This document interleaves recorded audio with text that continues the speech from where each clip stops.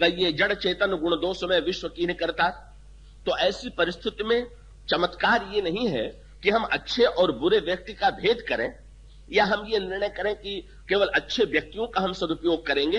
अपितु एक बड़ा प्रसिद्ध वाक्य आता है, अयोग्यो पुरुषो नास्ति प्रयोक्ता तत्त दुर्लभ।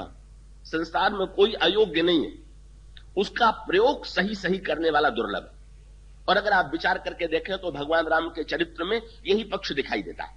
और यही विभीषण जब भगवान राम की शरण में जाते हैं तो भगवान राम की शरण में जाते हुए उनके मन में चिंतन क्या होता कि एक और जो परम पवित्र पात्र हैं, जो सद्गुण संपन्न पात्र हैं, वे भी भगवान को प्राप्त करके धन्य होते हैं, और दूसरी ओर जिनमें हम योग्यता और गुण नहीं देखते, जिनमें हमको कमी और दोष दिखाई देता है, ऐसे लोग भी ईश्वर को प्राप्त करते हैं। इसीलिए विभीषण जब भगवान राम की शरण में जा रहे हैं तो उनके मन में जो चिंतन हो रहा है, उस चिंतन में पंक्तियां आती हुए चिंतन कर रहे हैं कि क्या ये भगवान राम के चरण किसको प्रिय है? श्री सीता जी को प्रिय है। और श्री सीता जी कौन है? कपतिव्रताओं में शिरोमणि है। भगवान राम विश्वामित्र के साथ जनकपुर जा रहे हैं। पतिव्रताओं में अनुरागमयी भक्ति स्वरूपा श्री सीता सर्वश्रेष्ठ हैं, और जनकपुर में श्री सीता जी और भगवान राम का परिणय होगा। श्री सीता जी भगवान श्री राम को के चरणों के प्रति अनुरागिनी। लेकिन उसके पहले एक दूसरा प्रसंग क्या मिलता है कि भगवान राम जनकपुर में तो बाद में पहुंचे, का अहिल्या जो पाषाणी है वो भगवान राम को पहले मिली। अब अहिल्या का परिचय दिया गया है कि जिसका प्रातिव्रत नष्ट हो चुका है, जो धर्म से च्युत हो चुकी है। तो भगवान श्री राम जनकपुर में जाएं का उसके पहले भगवान राम अहिल्या का उद्धार करें, इसका प्रतीकात्मक तात्पर्य क्या है कि जो गुण युक्त है, जो पवित्र है, जो श्रेष्ठ है, का वो भगवान को प्राप्त कर लें, इतने में ही चमत्कार नहीं। जिनमें कमी है, जिनमें दोष है और जो अभाव से ग्रस्त हैं, वे भी प्रभु की कृपा प्राप्त करके धन्य हो सकते हैं। अगर भगवान राम का चरण केवल जनक धो सके और केवट को भगवान राम का चरण न मिल सके, तो फिर भगवान राम के चरण की पूर्णता नहीं। चरण की पूर्णता यह है कि एक और जनक धोते हैं भगवान राम का चरण, और दूसरी ओर केवट धोता है। जनक धोते हैं सोने के बर्तन में, और केवट धोता है। केवट से जब भगवान राम ने कहा अच्छा तो मेरा चरण धो लो, तो अगर यह निर्णय करे कि अब जनक ने तो सोने के पात्र में धोया था, सोने का बर्तन हम ले आवे तब चरण धोवेंगे, तो जनक की मान्यता क्या है? जनक की मान्यता है पहले पात्र बनो तब चरण मिलेगा, और केवट की मान्यता है कि जब चरण मिल जाएगा तो पात्रता अपने आप आ जाएगी। इसलिए उल्टे क्रम से केवट की मान्यता यह है कि महाराज आपका चरण धोने के लिए पात्र की थोड़ी आवश्यकता है। अरे आपके चरण की पूर्णता तो यह है कि जो पात्र साधारण है वो भी आपके चरणों को पाकर के परिपूर्ण हो जाए। अगर आपका चरण परिपूर्ण है तो पात्र की अपूर्णता अपने आप समाप्त हो जाएगी। और अगर ये कहा जाए कि नहीं, बिना पात्रता के आपका चरण प्राप्त नहीं होगा, तो इसका अभिप्राय है कि कुछ गुण पात्रता में और कुछ आप में है, दोनों मिलकर तब पूर्ण होते हैं। इसलिए पात्रता की शर्त लगाना तो भगवान की परिपूर्णता में, उनकी कृपा में संदेह प्रकट करना है। इसलिए एक और जनक के द्वारा और दूसरी ओर केवट के द्वारा चरण धोया जाता है, और एक और श्री सीता जी के चरण, हृदय में भगवान राम के चरण है। कौशलेन्द्र पदकंज मंजुलौ कोमलावज महेश बंदित जानकी कर सरोज लालित। ब्रह्मा और शंकर इन चरणों का ध्यान करते हैं, और श्री सीता जी निरंतर इन चरणों का स्नेह से, बड़े ममत्व से लालन करती रहती हैं। और दूसरी ओर नई बात हो गई का मानो असमर्थता यूं जो है दोष माना जाता है, पर असमर्थता जो है कहीं कहीं गुण भी बन जाता है। और ये जीवन में भी यही अनुभव होता है का अगर नन्हा सा जो बालक है, नन्हे से बालक में कौन सा ऐसा गुण होता है कि जिसके द्वारा वो परिवार का स्नेह प्राप्त करे। का एक बालक बड़ा होकर के धन कमाता है, परिवार की सेवा करता है, और परिवार के लोग का उसका आदर करते हैं, उससे स्नेह करते हैं। तो यहां तो परिवार का जो उसके प्रति प्रेम है वो गुण मूलक है, पर नन्हे से बालक के प्रति जो परिवार का प्रेम है वो गुण मूलक है कि दोष मूलक है। बड़ी विचित्र बात, बड़ी अनोखी बात। नन्हा बालक जो है वो एक पैसा भी कमा के नहीं लाता, एक काम भी नहीं करता, दिन रात पड़ा सोया करता है। सोना दोष है कि सोना गुण है? फिर वही आया संदर्भ की बात। बालक सोता है, बड़े अगर बहुत सोने लगे, कथा में आके अगर कोई सोने लगे, कई लोग दिखाई देते हैं, मुझे यहां पर भी दिखाई देते हैं, तो दोष है। लेकिन जो नन्हे बालक को हम क्या चाहते हैं, अधिक से अधिक सोता रहे, क्या उसको जितनी गहरी नींद आवे उतनी माता पिता को प्रसन्नता होती है। जितना निष्क्रिय बालक दिखाई दे, कुछ अनोखी सी बात, निष्क्रियता दोष है, निद्रा दोष है, कर्म न करना दोष है, और ये सारे के सारे दोष बालक में विद्यमान है। बालक को चाहिए सब और करना कुछ नहीं। बालक को भोजन भी चाहिए, दूध चाहिए, तृप्ति चाहिए, सब कुछ चाहिए, पर बदले में कुछ नहीं। पर बड़ी अनोखी बात क्या, बालक की असमर्थता का परिणाम यह हुआ कि बड़े बालक को तो जब भूख लगती है तो उसे स्वयं आकर के बताना पड़ता है कि मुझे भूख लगी थी, पर नन्हा बालक जो अपनी भूख को बताने में भी समर्थ नहीं है, अब मां को ही स्वयं ध्यान रखना है कि इसको दूध पिला देना है, इसको गोद में उठा लेना है। और उसका अर्थ तात्पर्य यह है कि अन्यत्व जो है वो दोष है, असमर्थता निष्क्रियता दोष है, पर मां के संदर्भ में, वात्सल्य के संदर्भ में सबसे बड़ा गुण वही। बल्कि नियम यह है कि बालक ज्यों ज्यों बड़ा होता जाएगा त्यों त्यों वात्सल्य कम होता जाएगा, ज्यों ज्यों गुण की वृद्धि होती जाएगी, ज्यों ज्यों सामर्थ्य और पांडित्य की वृद्धि हो जाएगी, सम्मान बढ़ेगा पर प्यार नहीं बढ़ेगा। कई इसलिए प्यार तो तभी बढ़ता है जब असमर्थता दिखाई देती है, और ऐसी स्थिति में नई बात हो गई क्या, श्री सीता जी को तो भगवान राम का चरण बाद में प्राप्त होगा, सबसे पहले किसको प्राप्त होगा? श्री सीता जी सर्व सामर्थ्यमयी है और अहिल्या में असमर्थता की पराकाष्ठा है, तो विभीषण को कम से कम भगवान राम की शरण में चल के तो आना पड़ा। लेकिन अहिल्या वो तो पत्थर है, वो तो चल करके भी भगवान की शरण में नहीं जा सकती। तो संत ने भगवान से कहा कि महाराज, जिसमें जितनी सामर्थ्य है उतनी दूर तक साधना करेगा, पर जो असमर्थ है वहां तक तो आपको ही चल के जाना भी पड़ेगा। अब शरण में अहिल्या को नहीं आना है, आपको शरण में लेने के लिए स्वयं चलना। अब ये नियम ये भी है, किसी का भिखारी को अगर भीख देना चाहे तो कहते हैं ले जाओ, पर अगर देख लें कि बेचारा लंगड़ा है, चलने में असमर्थ है, तो फिर स्वयं ही चल करके जाकर के उसे दे देते हैं। और इसका अभिप्राय यह है, असमर्थता जिसमें करुणा गुण के साथ, कृपा गुण के साथ असमर्थता जो है सर्वदा श्रेष्ठ बन जाती है, यह असमर्थता की विशेषता बन जाती है। परिणाम क्या होता है, महर्षि विश्वामित्र भगवान राम को लेकर के पहुंच गए, और फिर वही संत की दृष्टि देख लीजिए, जैसे यहां हनुमान जी हैं। हनुमान जी ने एक वाक्य के द्वारा भगवान राम की शरणागत वत्सलता के माध्यम से विभीषण की शरणागति को पूर्ण बना दिया। कि यहां पर भी यही हुआ। भगवान राम ने पूछा, महाराज ये कौन? अहिल्या की कथा विश्वामित्र इस ढंग से भी सुना सकते थे कि ये तो अपने धर्म से च्युत हो चुकी है, पति ने परित्याग कर दिया है, समाज ने तिरस्कार कर दिया है, इस आश्रम में तो पशु पक्षियों तक ने इसको छोड़ दिया है, ये तो पाप युक्त है, घृणा करने योग्य। लेकिन अहिल्या के संदर्भ में संत की जो दृष्टि है, संत ने कैसे कह दिया। अब पत्थर होना जो है, ये पत्थर में जड़ता है, ये दोष है, लेकिन पत्थर में एक विचित्रता होती है ना, कि हम और आप तो चलते फिरते दिखाई दे रहे हैं, और पत्थर जो है जहां पड़ा है वही पड़ा हुआ। तो विश्वामित्र ने कहा, महाराज देखिए इसमें कितना महान गुण है। कौन सा गुण है इसमें? बोले, गौतम नारी साप बस उपल देह धरे धीर। देखिए तो ये कैसी अचल होकर के एक जगह पर पड़ी हुई है, इतनी अचलता कहां मिलेगी? कमानो उसकी जड़ता को अचलता का रूप देकर निष्ठा का रूप दे दिया संत ने। और उन्होंने कहा, महाराज भक्त में तो निष्ठा का ही महत्व है कि व्यक्ति अपनी निष्ठा में, अपनी भावना में अविचल रहे, और ये अहिल्या तो सचमुच इतनी अविचल है। और संत की व्याख्या क्या है? बोले, महाराज एक क्षण के लिए अहिल्या विचलित हो गई, उसको संसार ने देखा, और हजारों वर्ष से बिना विचलित हुए पड़े हैं, इस पर दृष्टि किसी की नहीं गई। तो कृपा करके अब आप ही जो है इसकी ओर जरा देखिए। और इसका अभिप्राय क्या? प्रथम भक्त संतन कर संगा। अहिल्या भगवान संतों का संग कैसे करेगी? वो तो पत्थर है। तो भगवान संत को लेकर के आ गए। दूसरा रति मम कथा प्रसंगा। अहिल्या भक्त जो है भगवान की कथा सुनता है।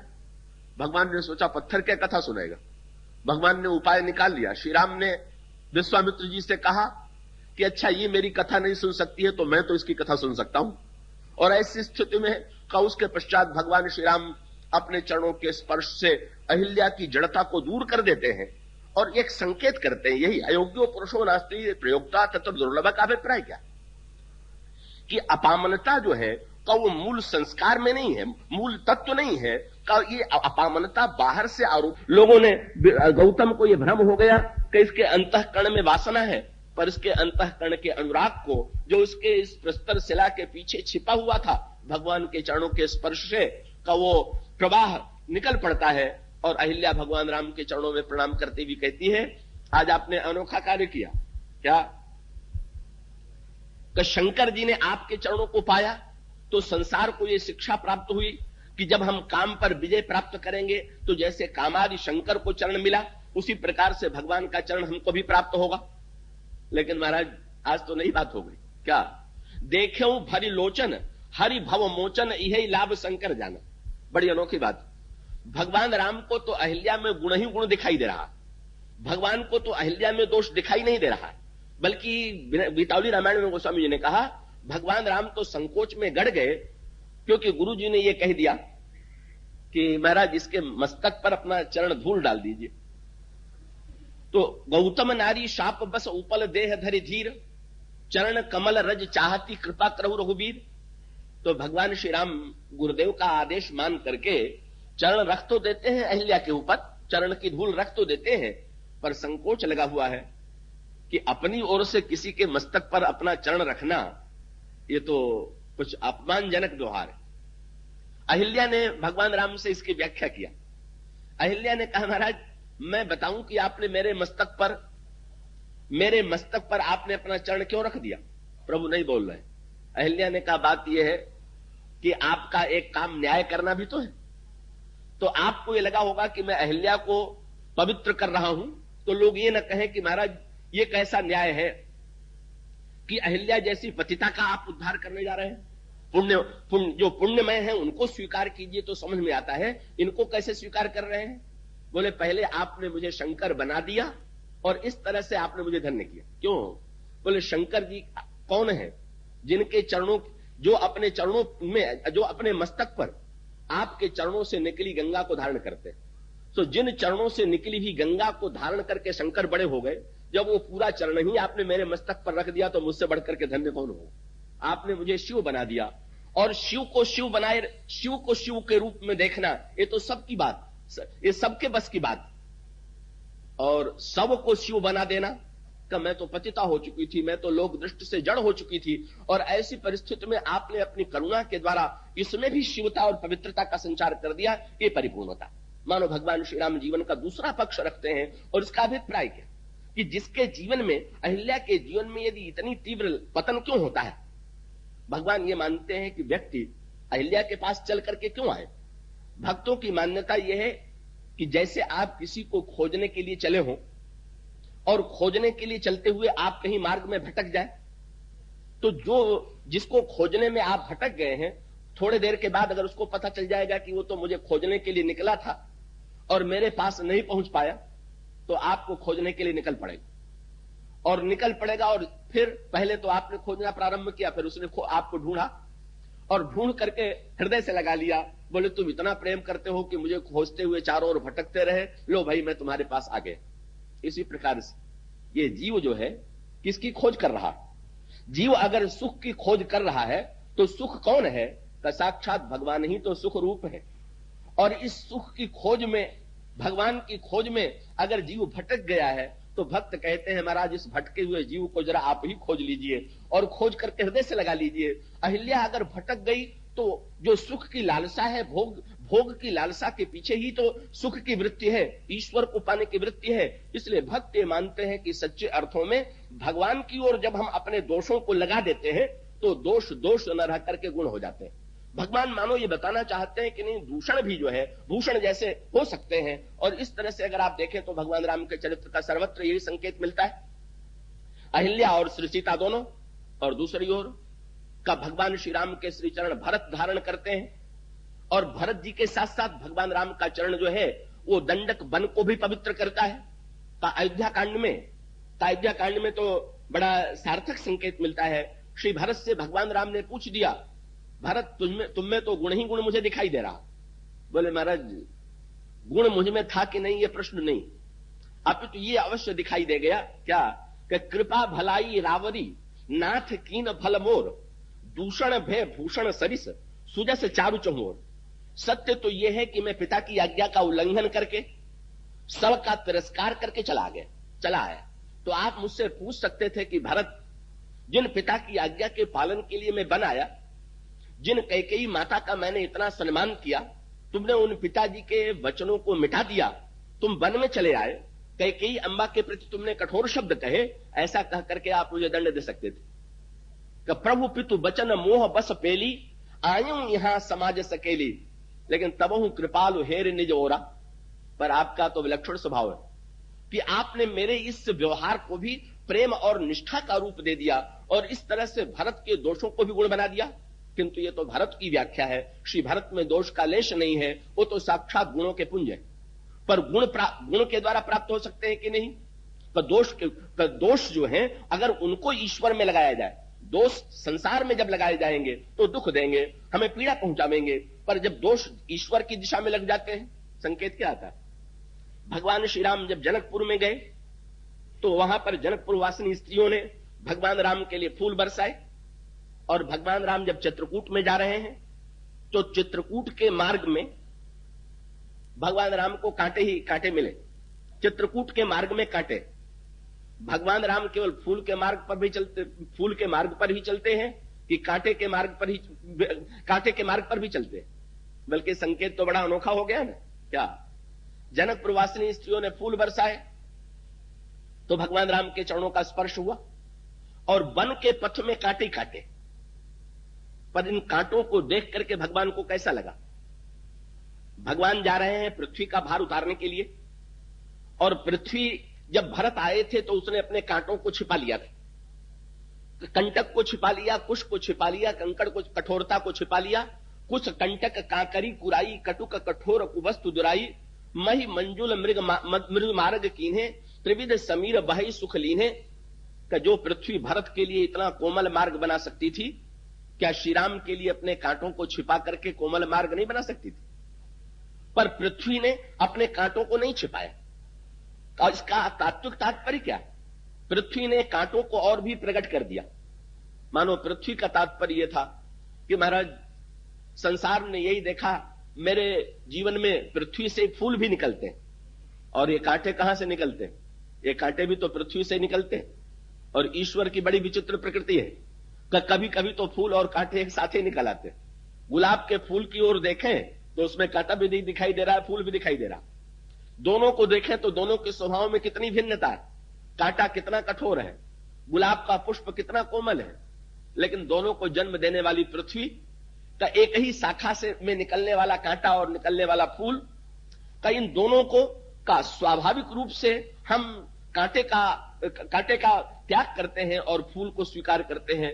पर जहां तक भगवान का संबंध है, जनकपुर के मार्ग में अगर वे पुष्पों को स्वीकार करते हैं, पुष्पों को उनके चरण प्राप्त होते हैं, तो चित्रकूट के मार्ग में भगवान राम ने जब कांटों को देखा तो भगवान के मन में क्या आया?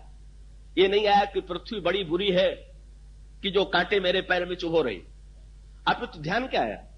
पृथ्वी कितनी सरल है कि उसने अपना हृदय मेरे सामने खोल करके रख दिया, और इसलिए अगर फूल स्वीकार है तो कांटे भी स्वीकार है। भगवान श्री राम अपने चरणों में कांटों को चुभ जाने देते हैं। इसलिए वर्णन आता है कि भगवान राम का सारा चरण जो है वो कांटों से विधा हुआ है, कांटों से भरा हुआ है। जब वेद भगवान की स्तुति करने के लिए आए तो वेदों ने भगवान से यही कहा कि ध्वज कुलिस अंकुश कंजजुत वन फिरत कंटक किन लहे। आपने वन में चलते हुए अपने चरणों में कांटे को स्वीकार किया और कांटे का भी सदुपयोग करते। क्या हुआ? लक्ष्मण जी जल लेने के लिए गए। श्री सीता जी ने भगवान राम से कहा कि महाराज, लक्ष्मण जी जल लेने के लिए गए हैं, जरा आप उनका मार्ग तो देख लीजिए। वृक्ष की छाया में भगवान राम बैठ गए। प्रभु को लगा कि श्री सीता जी थकी हुई, और तब क्या किया उन्होंने?